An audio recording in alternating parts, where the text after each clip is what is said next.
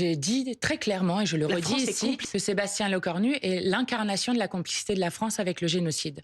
Lorsque vous avez... Le Premier ministre, Sébastien Lecornu, est l'incarnation, dites-vous, Oui, de oui, la complicité du génocide? puisque c'était le ministre des Armées qui avait affirmé qu'il n'y avait aucune arme qui était vendue à Israël et que depuis, par exemple, des confrères de Disclose, des journalistes qui ont fait des enquêtes très précises sur cette question, ont montré que la France avait livré je cite, composants. un flux continu d'armes vers Israël, notamment des composants de fusils mitrailleurs qui ont été utilisés à Gaza. Donc, je le répète, Sébastien Lecornu a menti et il aurait dû demander, comme l'exigeait la hauteur de l'histoire et du moment historique que nous sommes en train de vivre, décréter un embargo total sur les armes, comme d'ailleurs d'autres pays l'ont fait, et cela aurait été se battre pour le droit international et refuser d'être, oui, d'une manière complice du génocide qui est en cours. C'est très fort ce que vous êtes en train de dire. Oui, j'ai conscience de ce que je dis, qui est très fort, mais je le redis. Il se trouve que Netanyahou n'aurait pas pu mener les génocides sans l'aide des États-Unis, mais sans aussi une lâcheté et une complicité de l'Union européenne et notamment de beaucoup